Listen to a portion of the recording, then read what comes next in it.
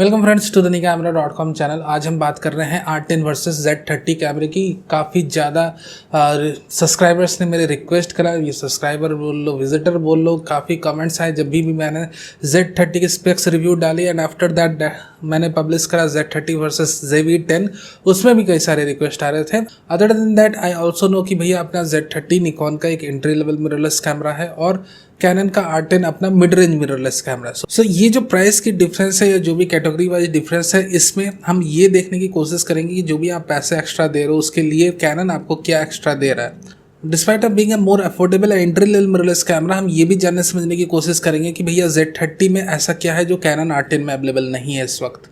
So let's jump into the content, but before that as usual अगर आप नए हो हमारे चैनल में, do consider subscribing to our channel और वीडियो अच्छा लगे तो लाइक करना मत भूलना। तो चलो हम बातें करते हैं मेजर डिफरेंसेस की। सबसे पहले हम बात करते हैं that in R10 camera of course we are getting EVF। अगर आप डिज़ाइन डिफरेंसेस में देखोगे तो भैया आपके R10 में आपको EVF मिलती है, दैट इज़ हाईली यूजेबल जब भी आप आउटडोर शूट कर रहे हो, जब भी आपने कैमरे को थोड़ा और ज़्यादा स्टेबलाइज रखना है। For example you are shooting wildlife, you are shooting sports out there, तब ये कहा जाता है कि आपका कैमरा आपकी बॉडी से जितने ज़्यादा कनेक्टेड रहेगा वो उतनी ज़्यादा स्टेबलाइज्ड रहेगा for photography purpose. So when you are using your viewfinder then of course camera is bit more connected to your body and hence it is more stabilised. तो ये इसलिए भैया EVF की हमें ज़रूरत थोड़ी ज़्यादा पड़ती है as a photographer, that it actually help us to get some stable shot and also it help us during the sunlight condition जहाँ पर आपके डिस्प्ले स्क्रीन को देखकर शूट करना उतना पॉसिबल नहीं रहता है। So yeah EVF is usable up to extent and yeah अगर ये कैमरे में है तो फोटोग्राफर्स के लिए ऑफकोर्स ये यूजेबल होने ही वाला। अदर देन दैट हमें मल्टी फंक्शनल हॉटसू का सपोर्ट मिलता है, but that is kind of A optional thing. जिन्हें यूज़ करना वो कर सकते हैं, जिन्हें नहीं करना वो नहीं भी कर सकते हैं, बट EVF उस कैटेगरी में नहीं आता। EVF अगर आप फोटोग्राफर तो आपको यूज़ लगेगा ही लगेगा किसी पॉइंट ऑफ टाइम में। So this is the two basic differences we have in the design part.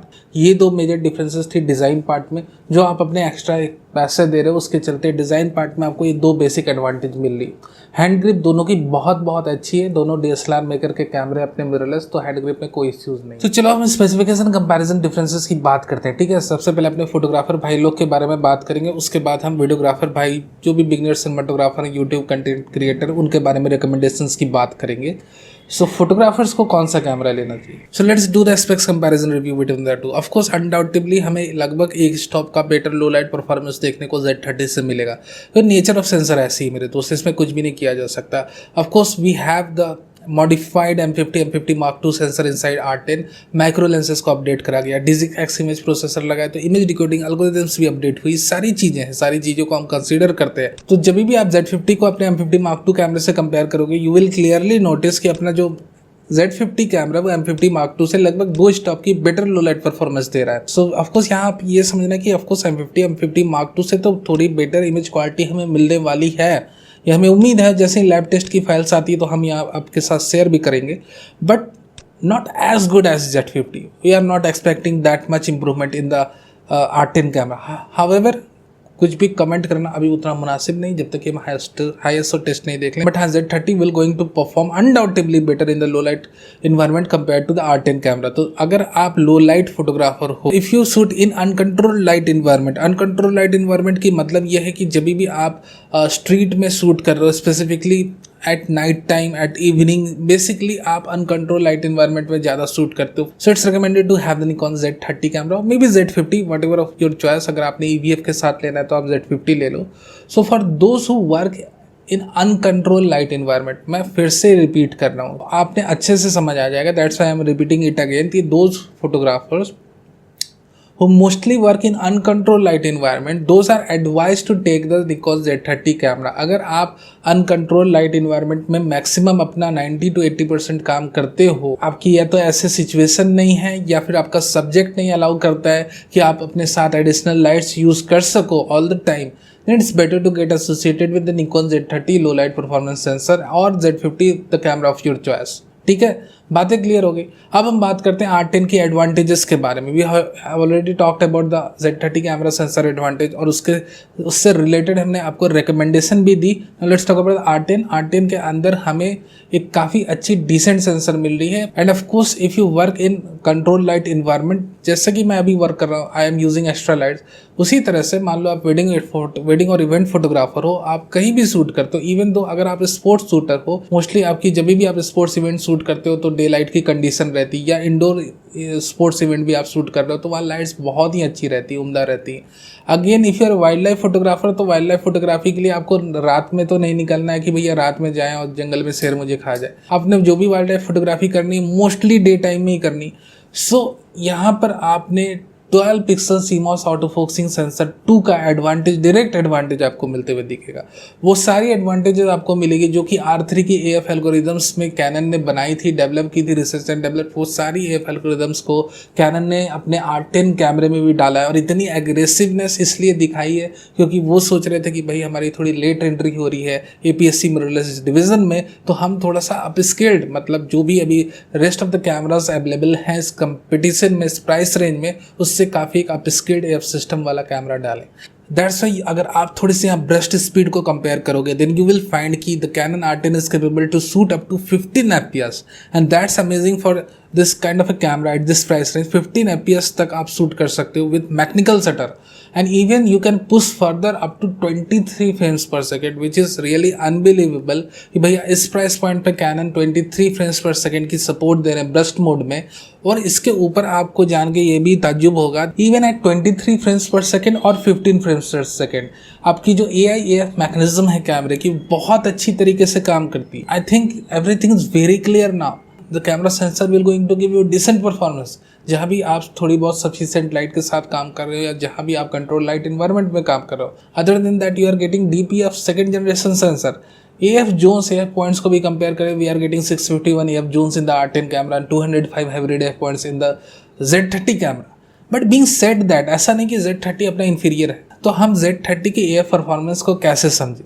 देखो मेरे दोस्त, अभी जो भी यहाँ पर्सन्स अभी बैठकर Z50 को यूज़ कर चुके हैं या उनकी परफॉर्मेंस को देखा है, हो सकता है वो डिसअपॉइंटेड हुए हो जब अपना Z50 अनाउंस हुआ हो। But when you are going to add the firmware 2.0 with Z50 camera, जब भी आप अपने Z50 की firmware 2.0 तक अपडेट को ले जाओगे तब उसकी AF परफॉर्मेंस में एक ड्रास्टिक इंप्रूवमेंट आपको देखने को मिलेगी। And the AF performance of the Z30 similar to the Z50 camera with firmware 2.0। So इसमें भी आपकी क्लियरेंस हो गई सारी कंफ्यूजन की कि यहाँ पर Z30 की भी AF परफॉर्मेंस बहुत उम्दा आपको दिखने वाली है। AI/AF ट्रैकिंग के मामले में निकॉन ने भी अपनी कई सारे होमवर्क को प्रॉपरली करा है इस बारी, और इस बार AF परफॉर्मेंस में कोई इश्यू आपको नहीं दिखेगी Z30 में। But the R10 is sitting at next level, ठीक है, ये भी आपने समझना है। चलिए हम बात कर लेते हैं कि भाई फाइनली फोटोग्राफर्स को लेना क्या चाहिए। That if you are working in uncontrol light environment, जब भी आप अनकंट्रोल लाइट इन्वायरमेंट में काम कर रहे हो, it's highly recommended to get a perfect low light sensor. So you should either get the Z30 और Z50 the camera of your choice. मान लो आपको EVF की रिक्वायरमेंट है और आपको लो लाइट परफॉर्मेंस भी अच्छी चाहिए, तो आपको फिर Z50 लेना है। So I think you should be clear with your choice, ठीक है, आप अपने डिसीजन के साथ बहुत ही क्लियर रहो ना। If you are working in control light environment, और अगर आप मान लो फॉर एग्जांपल वेडिंग और इवेंट्स फोटोग्राफर भी हो, और ऐसा नहीं कि भैया आप कैंडल लाइट वेडिंग शूट कर रहे हो कि सिर्फ इस बार कैंडल में वेडिंग को शूट करना है, तब आप आराम से R10 ले सकते हो। If you are working with a good light source, ऐसा नहीं कि आप प्रोफेशनल लाइट्स के साथ ही काम करो, अगर आपकी जो जनरल लाइट है वो भी एक अच्छी अमाउंट में अवेलेबल है तो भी R10 आपकी एक अच्छी परफॉर्मेंस निकाल कर देगा, undoubtable. And above that you are getting advanced DPF system inside this camera. Above that you are also getting faster frame rates in this particular camera. Lenses की बात कर ले तो लेंसेज की इकोसिस्टम के मामले में दोनों ही भाई सिमिलर हैं एक दूसरे के। कैनन ने भी अपनी माउंट ओपन नहीं करी, निकॉन ने रिब्रांडिंग तो शुरू की, बस एक ही लेंस पर टैमरॉन अटक गया, उसके बाद तो दूसरी लेंस दिखी नहीं। विल्ट्रॉक्स की सपोर्ट निकॉन की आ चुकी क्योंकि Z50 पहले से अनाउंस हो रखा है। विल्ट्रॉक्स अब कुछ दिनों बाद कैनन की RF माउंट की APS-C लॉन्चेस भी लॉन्च कर देंगे, उसके बारे में हमने न्यूज़ पहले ही डाल दी थी। सो लेंसेज की इकोसिस्टम के बारे में यहाँ कोई कंपैरिजन नहीं, क्योंकि दोनों की जो माउंट है वो क्लोज है, दोनों की DSLR लेंसेज आप यूज़ कर सकते हो। ऑफकोर्स विल्ट्रॉक्स जो है रिवर्स इंजीनियरिंग के थ्रू आपकी कुछ एक चुनिंदा लेंसेस ले ही आएगा। वीडियो पार्ट की बात करें then of course since you are paying more, तो आपको क्या कैनन प्रोवाइड कर रहा है extra. Of course you are getting 4K 60p mode, we do have crop, of course undoubtedly, and that's why I am saying to you कि you should at least know. ये नहीं कि सिर्फ 4K 60p मोड बोल के निकल गए, उसके साथ ये भी जोड़ना जरूरी कि भाई आपको क्रॉप भी देखने को मिलेगा। बट या इट इज़ यूजेबल। ऐसा नहीं है कि पहले M50 Mark II जैसा, हालांकि उसमें कॉन्ट्रास्ट डिटेक्टिव सिस्टम एक्टिव हो जाएगी, ऐसा भी नहीं। The DPF will remain active but you have to face crop. So yeah, 4K 60p somehow usable in R10 camera. Other than that, the noticeable advantage we have with the R10 camera is 10-bit internal recording. HDR PQ mode पे lock profile तो भैया दोनों कैमरे में नहीं मिल रही, cannon भी नहीं दे रहा ओपन करके। Of course they have a fear कि भैया R7 की सेल्स नीचे आ जाएगी अगर लॉक प्रोफाइल ओपन कर दी अपने R10 कैमरे में। तो ये आपने समझना है, दोनों की लॉक प्रोफाइल से लॉक्ड है। लॉक प्रोफाइल तो भैया किसी में नहीं मिलने वाली। But yeah we do have option to get 10-bit from Canon R10 camera. वो कैसे मिलेगा? आप अगर HDR PQ मोड में सेट करते हो with the help of H.265 encoding, आपने 10-bit की आउटपुट मिल जाएगी। And when you are getting 10-bit output, of course 10-bit output की डायनेमिक रेंज ज़्यादा रहती है। उसमें आप अगर ग्रेडिंग में समय बिताते हो तो ग्रेडिंग अच्छी निखर के आती है, बट आपने टाइम इसमें डालना है अपना। So of course if you put more time in grading of your footages, आपने लगता है कि आपने 10-bit की इंटरनल वीडियोस चाहिए, then you should have the Canon R10 camera. अगर आपको लगता है कहीं ना कहीं 4K 60p आपने यूज़ करना है, you should have the Canon R10 camera. कहीं ना कहीं देर आर ऑल्सो फोटोग्राफर्स कि आपने कैनन की कलर टोन्स पसंद है, then undoubtedly you have no option, you have to go with the Canon R10 camera. So of course Canon R10 camera do have certain advantages against Z30 in the video zone, और ये advantages clearly visible है। And even though इन सारे advantages के ऊपर अगर हम बात करें तो we will have the advance DPF second generation support in the video mode also. तो यहाँ पर 3D ऑब्जेक्ट ट्रैकिंग बड़ी निखर के आएगी जब भी आप वीडियोस की शूट करोगे, आइदर 4K 24 और 30p मोड किसी में भी, आया 4K 60p मोड में। So I think it is very clear कि या Canon R10 camera is advance camera compare to Z30। और कहीं ना कहीं अगर आप कंटेंट क्रिएटर हो तो आप बेझिझक होकर अपने R10 को ले सकते हो। बट अभी ये एंड नहीं हुआ वीडियो, ये नहीं कि सर ने बोल दिया आप ले सकते हो बंद करके चले गए, नहीं। We have some advantages in Z32 और आपने लेसन करके ही जाना है। मान लो आपका बजट नहीं अलाउ करता, मान लो आप कैनन के साथ जुड़ना नहीं चाहते हो, तो आप Z30 से भी बहुत बेहतर व्लॉग्स बना सकते हो, इसमें कोई भी ऐसी शक वाली बात नहीं। सो मेरी रिकमेंडेशन रहेगी आपको, फाइनल रिकमेंडेशन, कि अगर आपका बजट अलाउ करता है then you should have the R10 camera. But अगर बजट अलाउ नहीं करता है, बट अगर आपने 10-bit चाहिए नहीं, you do not have that much time कि भैया हम यहाँ पर कलर ग्रेडिंग करने बैठे 2 से 3 या 4 घंटे, तो हमारा वीडियो बनाने का टाइम ही चला जाएगा, मैं बाकी काम क्या करूँगा, मैं मिनिमम टाइम में मैक्सिमम एडिट करके निकालता हूँ। So in that case you can have the Z30। दोनों ही कैमरे बहुत यूजेबल है। Z30 की AF सिस्टम भी बहुत यूजेबल है, you can have that too. I think it should be very clear to you, आप बहुत ही क्लियरली डिसीजन आप ले सकते हो that if you need 10-bit anyhow, मुझे 10-bit लेना है, हैव R10। मुझे 10-bit नहीं लेना, मुझे लो लाइट परफॉर्मेंस थोड़ी बहुत अच्छी मिल जाए, वो ज़्यादा मेरे लिए एडवांटेज है, you should have the Z30 10। Thank you very much for watching this video अच्छा लगा तो लाइक करना नहीं भूलना। I need your likes man, I need your comments.